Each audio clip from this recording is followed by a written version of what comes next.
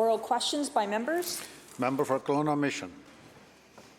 Well, the Premier and the Health Minister have consistently ignored the evidence presented in a leaked memo from Northern Health, as well as the courageous testimonials and voices of nurses. All of these sources reveal that the NDP policy directly supports illicit drug use within hospitals. Now, a shocking second memo from Island Health has been leaked, dated March 12, 2024, directing acute care staff to not only accommodate but actively support drug use in health facilities. The guidelines in the memo are very clearly worded and are intended to facilitate illicit drug use in the hospital. And here's what here's what it says, and I quote, "During admission, expectations, co-create a plan for substance use during admission," end quote. Why is the Premier actively facilitating open, illicit drug use in our hospitals? And when will he adopt BC United's policy to end his failed and reckless decriminalization experiment? Minister of Health. Thank you, Honourable Speaker. Honourable Speaker, the position of the government is that we'll take all steps to protect all patients in our hospital and provide them with high quality of care. In order to support that, Honourable Speaker, there will be one policy across British Columbia that lays out the expectations for everyone involved very clearly. And the members of the House and others in British Columbia will see that policy soon. We are working with nurses and health sciences professionals and healthcare workers and experts in the field to ensure that that protects healthcare workers, protects patients, all patients, and ensures that people get high quality of care, including those who are in our hospitals dealing with substance use issues. And we're going to continue to do so. Part of that process, surely, is to engage with all patients entering hospital to ensure they're supported in every possible way. We're going to continue, Honourable Speaker, to take the steps necessary to protect patients, to protect staff, and to protect everyone who has to be, contrary to what they want, have to be admitted into acute care hospitals. Kelowna Mission supplemental. Further study and more delay is not going to fix this. The second leaked internal memo is as shocking as the first, and it's dated mere weeks ago. The memo instructs staff clearly, and I quote, "Instead of requiring patients to stop using substances when they access care, staff must work collaboratively with patients," end quote. And it goes further, telling staff to follow patient-identified substance use goals in the hospital, provide drug testing strips, ensure the easy availability of supplies, regularly empty sharps disposal containers, and co-create a plan for substance use during admission.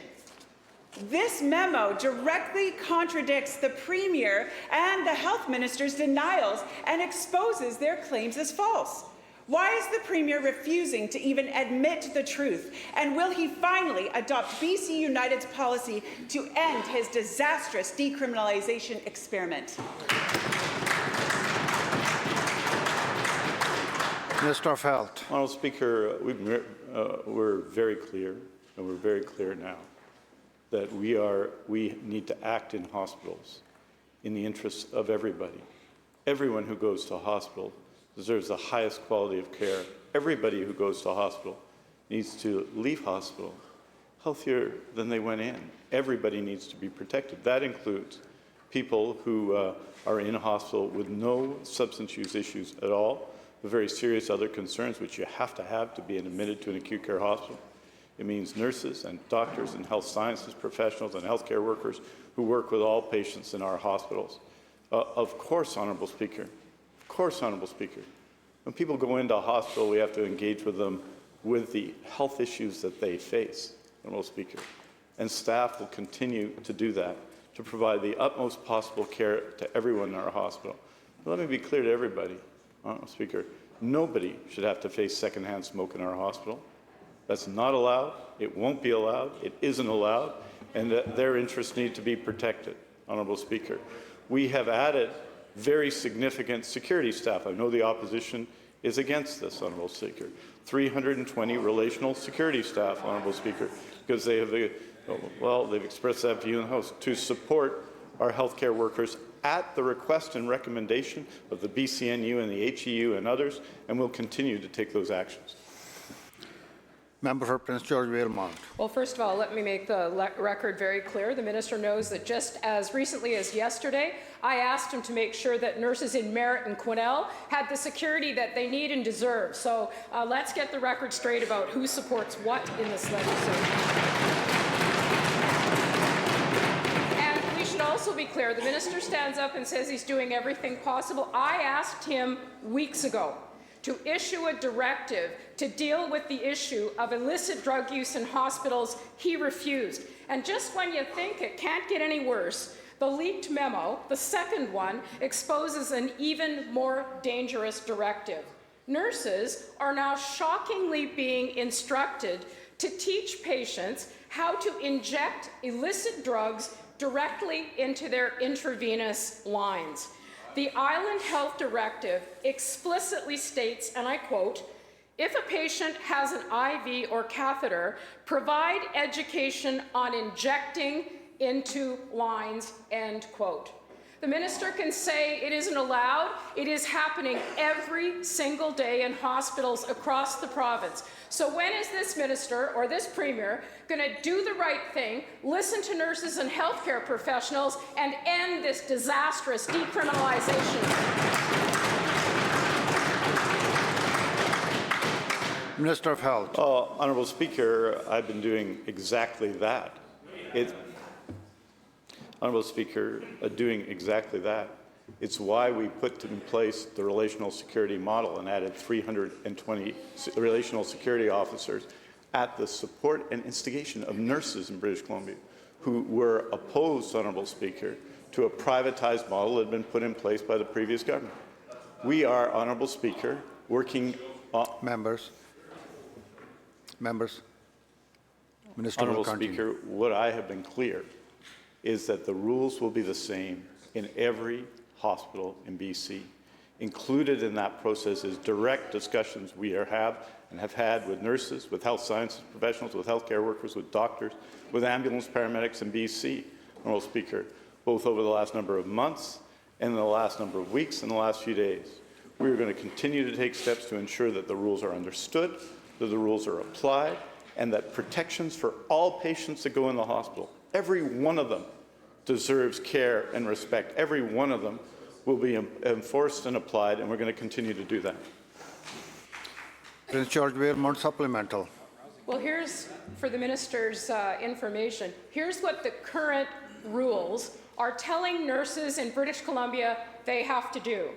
Nurses should be told to train patients on how to inject illicit drugs into their veins through IV lines. They are told to create a plan for substance use during admission. They are told to facilitate patient-identified substance use goals by providing burner kits with crack pipes and matches. Does the minister actually think that nurses should be forced to endure daily exposure to aggressive and volatile behavior and drug use that puts them and patients at risk? It's time the minister listened to the nurses who are standing up across this province and begging him to do something.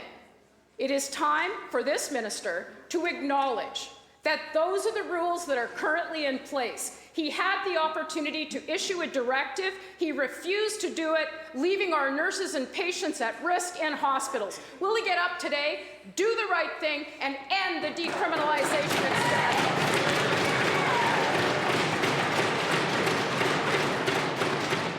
Minister of Health. Honourable Speaker, everyone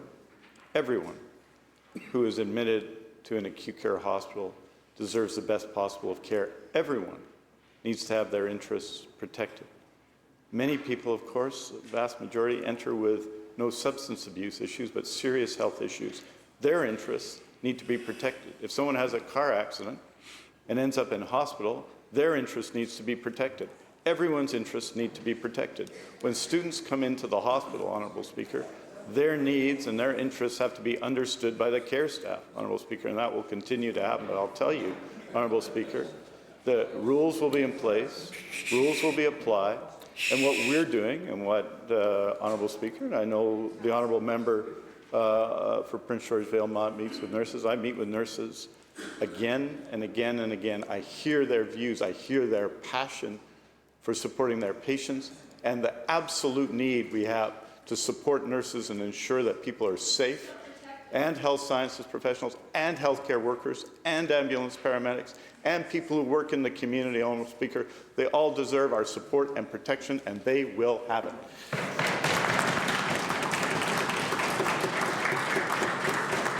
House Leader of the Third Party. Mr. Speaker, yesterday was Earth Day, and so it's important that the Minister of Environment answers some questions about our environment. And in 2011, the current Minister of the Environment wrote to the Saanich Peninsula Wastewater Commission asking us to maintain a ban on the land application of biosolids within the Capital Regional District. Now, I was a member of that commission. I was a commissioner on the commission that the minister wrote, encouraging, and I agreed with the minister, and my vote on the record reflects that. There was strong evidence then, just as there is strong evidence now, that the accumulation of pharmaceuticals, personal care products, and PFAS, perfluoroalkyls, polyfluoroalkyls, can accumulate and concentrate in biosolids. PFAS are also known as forever care chemicals. They're dangerous to human health, and the environment and scientific evidence showed 13 years ago that we should be concerned, and the evidence has only strengthened on that matter. Instead of updating the organic matter regulations, Mr. Speaker, this Minister of the Environment in 2019 wrote to the CRD requiring them to consider the land application of biosolids. It's unacceptable that the Minister of the Environment permits the toxic material to be applied to lands across the province, Mr. Speaker. So my question is to the Minister of the Environment: will he immediately update the organic matter regulation and require this to be before the end of this parliamentary session? Minister of Environment. Thank you very much, Mr. Speaker, and thank you to the member for the question. There are a lot of complicated issues related to biosolids, and as the member noted, he supported previous direction from the ministry for a number of reasons. One of which is that we want the most beneficial use, another of which is that we want to ensure that we are not adding to greenhouse gas emissions by simply landfilling biosolids. We are working with regional districts to find beneficial uses, and we are also updating on a regular basis our information data about the presence of contaminants of concern in biosolids, and constantly updating our standards in that regard. Member supplemental. Mr. Speaker, I didn't say that I previously supported the ministry. What I said was I previously agreed with the minister when he was the director of the executive director of the Sierra Club, Mr. Speaker, when he was writing to the Saanich Peninsula Wastewater Commission, encouraging us to maintain a ban of the land application of biosolids. That's what I was supporting, was the minister in his former role with his former belief that we should not be applying biosolids on the land, Mr. Speaker. The minister has been responsible for the Ministry of Environment for the past 7 years, and he has been negligent in updating the organic matter recycling regulation. In fact, we knew 13 years ago that the regulation was grossly inadequate, and it remains the same today. In 2011, we demanded the CRD and the province operate from the precautionary principle on biosolids, and that's basically what we're requesting of the Minister of the Environment to do now, more than a decade later. Instead, the minister has deployed the opposite approach, Mr. Speaker, failing to modernize the OMAR and failing to require the proper testing of that material. He said to my colleague in budget estimates just last week, Mr. Speaker, that he was going to amend it so that the director could require sampling. How is it that we're not having basic sampling of this waste material? So my question is, again, to the Minister of the Environment: will he require the organic matter recycling regulation to be updated before this place adjourns and goes to another election and we go into another parliament where this Minister of the Environment has failed to protect the interests of our environment and the citizens of British Columbia? Minister of Environment. Thank you very much, Mr. Speaker. And what I would say to the member and to all members of this House is we are constantly updating our information base. We are constantly updating our regulations, and we take the concerns of British Columbians in communities around the province very seriously. It is difficult to satisfy everyone because the fact is, as a society, we produce contaminants. We need to address them in the best way possible. We need to ensure that we are protecting all of our communities against climate change and simply burying the problem.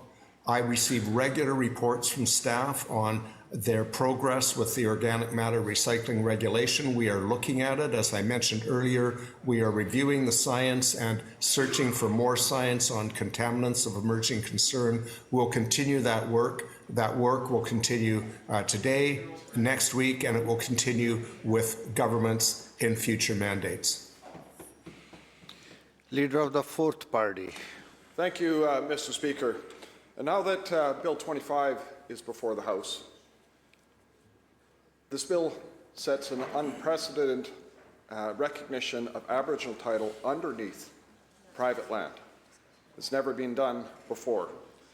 So according to case law, recognition or alienation of Aboriginal title requires compensation. So my question, quite frankly, is to the Minister of Finance.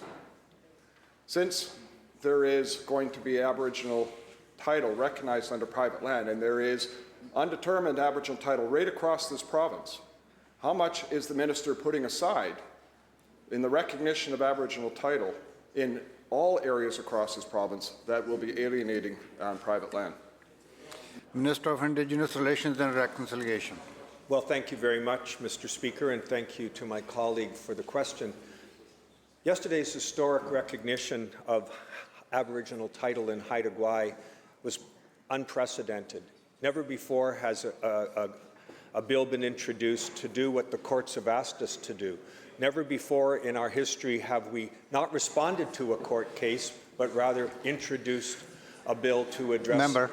Minister, also, like this bill is in front of the House, so I don't think we should be dealing with this in the question period.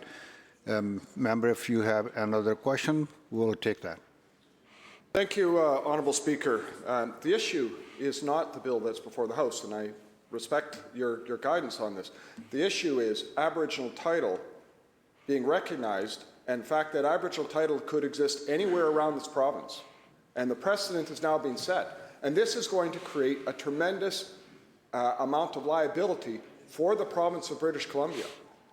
For example, in downtown Vancouver or downtown Victoria, anywhere around the province. And the question around this, with this liability that is now being created, has the Minister of Finance put aside money in the budget associated with this? But more importantly, is this NDP government planning to do this onto taxpayers, or are they going to put that burden onto the landowners themselves?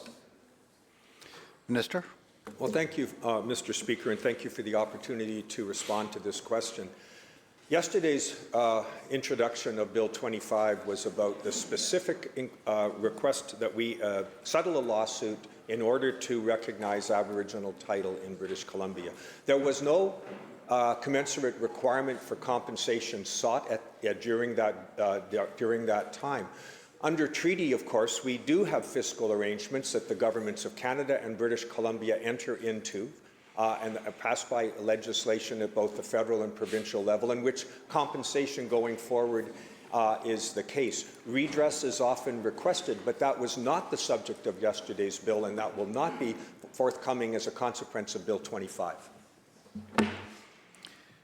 Member for Surrey South. Thank you, Honourable Speaker. Just like the first leaked Health Authority memo, the memo from Island Health tells nurses, quote, offer supplies and ensure they're easily accessible, end quote, actively promoting drug use within hospitals. Moreover, acute care nurses who encounter patients using illicit substances are explicitly instructed to stand by and allow them to finish. A frustrated nurse highlights the NDP hypocrisy, quote, we're handing out supplies and then we get mad for smoking in the hospital and we're giving them the equipment, end quote. Why is the Premier distributing crack pipes and needles, sponsoring drug use inside hospitals instead of ending his disastrous policy and protecting healthcare workers? Minister of Health. Well, thank you, Honourable Speaker. What we're doing, Honourable Speaker, is taking specific actions to ensure that everybody in the hospital is safe and gets a high quality of care. And I would say, Honourable Speaker, and this starts with people who enter as well, and people who enter the hospital who have no substance abuse issues, they deserve a high quality of care. They deserve to have a smoke-free environment. They deserve to be protected. Equally, staff and their interests need to be protected as well. In terms of people who come into the hospital with addiction issues, of course, when anyone ever comes into the hospital with issues, we need healthcare professionals to know what those issues are so that they can address those issues. What we are doing, and we'll have in British Columbia, are clear rules everywhere. So the rules are the same in Fort St. John as they are in Comox, as they are in Vancouver, as they are in Cranbrook, Honourable Speaker, so that everybody understands what the rules are, that we will continue to support our staff through actions like the relational security measure, and that people will know, for example, that it is not allowed, Honourable Speaker, not allowed to smoke in hospital, not allowed to do those things, and we will be very clear, and it is our absolute intention to continue to enforce that. Surrey South Supplemental. Thank you, Honourable Speaker. Not everyone is getting high-quality care. Not everyone is safe in the hospital, and the NDP have absolutely handcuffed the ability to deal with these problems through decriminalization.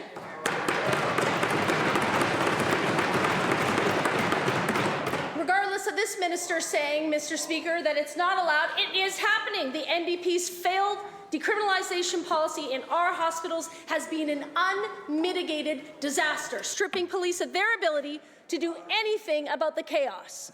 The Premier has turned hospitals and pharmacies into drug dealing hotspots, and he has placed communities at risk. Yesterday, I raised the NDP is concealing a secret report by Dr. Jonathan Culkins. Additional information that we've received says that that report looks at the NDP's legalization of hard drugs in British Columbia.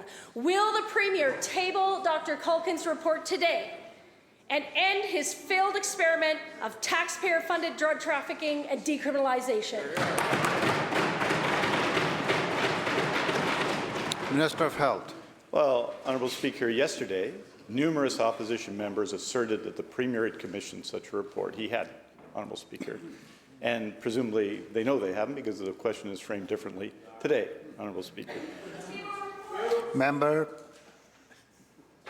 Minister will continue. Members, Minister has the floor. Minister will continue. Honourable Speaker, members of the House will know that Dr. Bonnie Henry, the Provincial Health Officer under her authority, is doing a review of these policies. A report was issued on February 1st. She said very publicly at that time there would be a follow-up report in the next 4 or 5 months.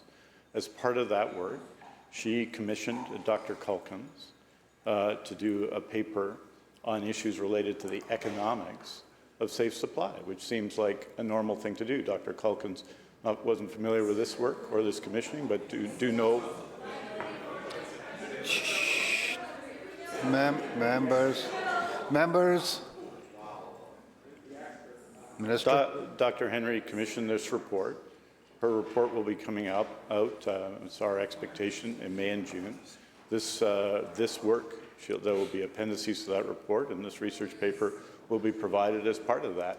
She's seeking this work because Dr. Henry reaches out to different opinions and wants different opinions on the subject to support her work that she does on behalf of the people of British Columbia, what you'd expect her to do. And that's why the report was commissioned, and it will be made public at the time of Dr. Henry's report to the next report to the public on this issue. Member for Richmond North Centre. Thank you, Mr. Speaker. The NDP MLA for Richmond Queensborough boasted just 2 weeks ago that, and I quote, decriminalization works. end quote. But that's not true. This NDP drug experiment has unleashed crime, chaos, and disorder. Police are now powerless because this NDP legalized drug use in hospitals, in parks, and in beaches. Residents of Richmond reject this NDP's reckless drug consumption size and decriminalization policy. Why won't the Premier end this failed experiment and accept BC United's plan to protect our community?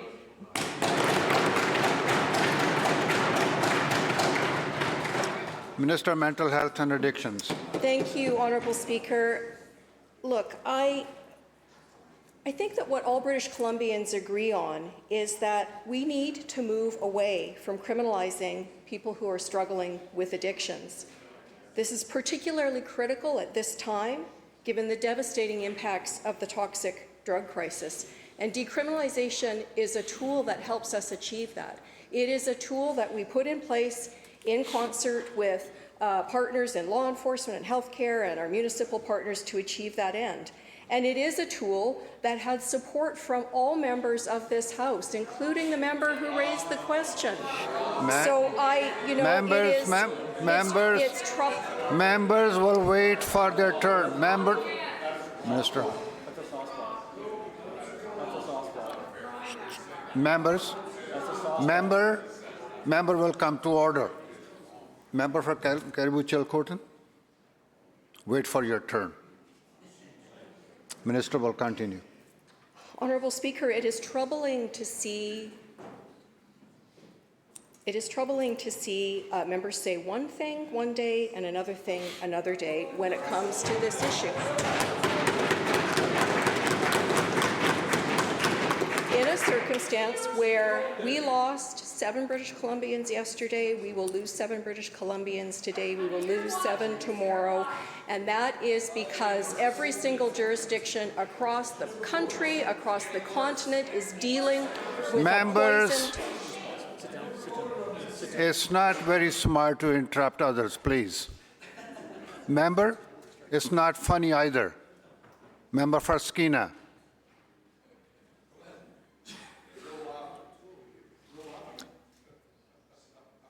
Member? Next question, or Minister will complete. I'll continue. Thank you, Honourable Speaker, potentially without interruption. But you know, the question was asked. The question was asked about decriminalization, and I understand that British Columbians want us both to shift away from criminalizing people who are struggling with addictions who need to be connected to care.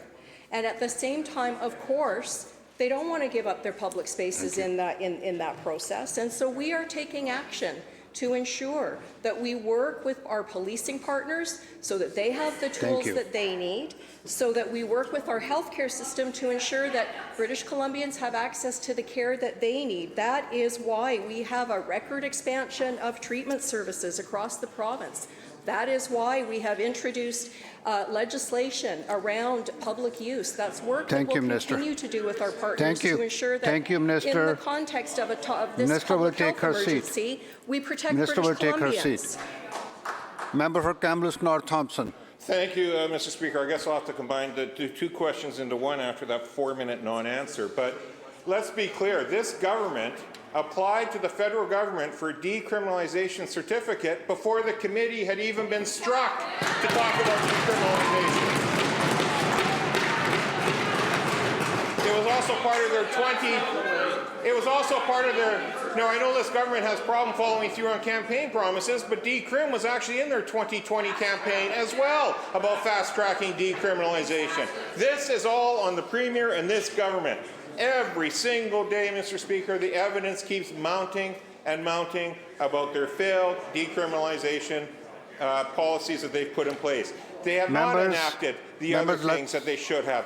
around safeguards, around making sure that healthcare workers felt safe, and making sure that people that share a 2 or a 4-bed ward in a hospital room aren't having to endure meth and crack and fentanyl being smoked in the room on supplies being forced to be given out by healthcare professionals, having to watch addicts inject themselves with their own intravenous systems based on guidance by healthcare professionals on memos provided by health authorities. We now have 2 of 5 health authorities providing that guidance, yet the minister wants to pretend it's not actually happening, Mr. Speaker. It is absolutely a failure in every single way. So let's look at this last few weeks in this session, Mr. Speaker. The Land Act, BC United. Members, all members. Members. Government House leader seems a little offended, Mr. Speaker. Shh, calm down, calm down. Minister, BC member, United, continue. thank you, Mr. Speaker. BC United puts pressure on the government about the Land Act. Poof, it magically disappears. BC United is putting pressure on Bill 12. Just yesterday, the Attorney General and the Premier were adamant Bill 12 was going to keep moving forward. Today, poof, it magically disappears. Well, Mr. Speaker, BC United has been putting pressure on this government to end decriminalization today. If they won't end it today, will they at least be consistent and end it tomorrow?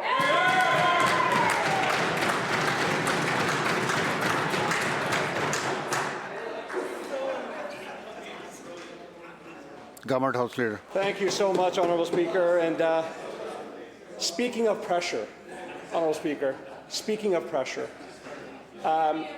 first, the Leader of the Opposition supports our initiatives to ensure their safety in Surrey for Surrey Police. And then the BC Conservatives come along and change their position. Oh, no, they're happy to talk about.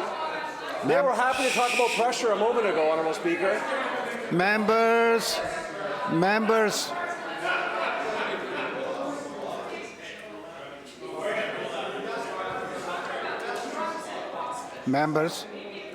Members will come to order now, and the House Leader will conclude his remarks. I will conclude my remarks, Honourable Speaker, by saying this.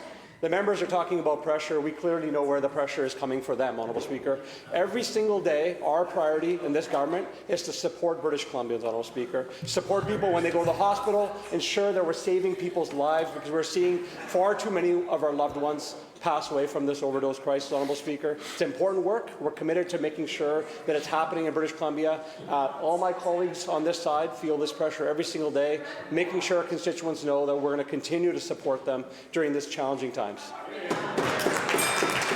The bell ends the question period.